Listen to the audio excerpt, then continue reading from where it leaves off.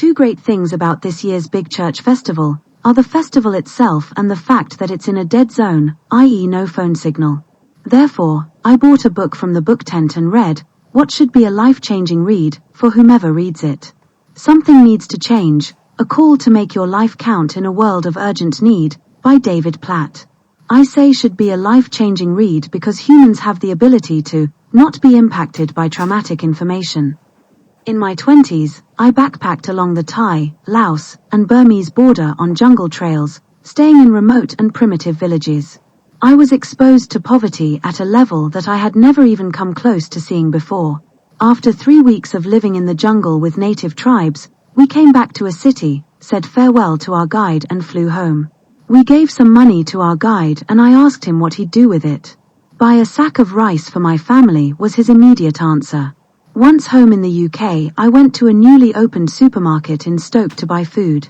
In the breakfast cereal row, I could see more variety of food than I'd seen in my whole time in Thailand, and the contrast between the poverty I'd experienced and the abundance I was now seeing brought up such strong emotions that I had to leave shopping and go home. It took a long time to get over what I'd seen in those villages of northern Thailand, but eventually, normal life ensued. Since then, sights of extreme poverty and suffering are more visible with people like Bob Geldof and the celebrities of Band Aid and Live Aid highlighting the Ethiopian crisis in the 1980s.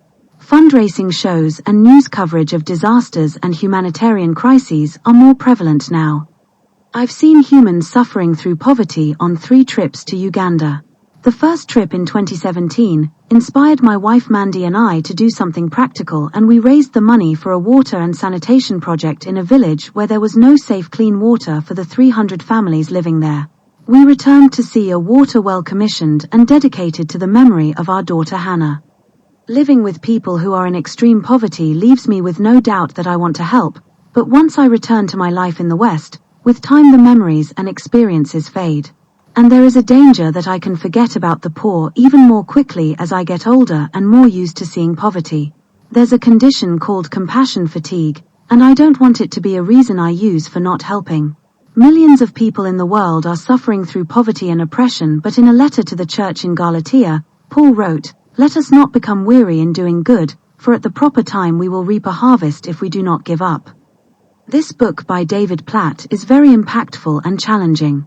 It's well written and will hold your attention right to the very end. It could even inspire you to do something to change the world around you for the better. I hope so, and I hope that inspiration stays with me too.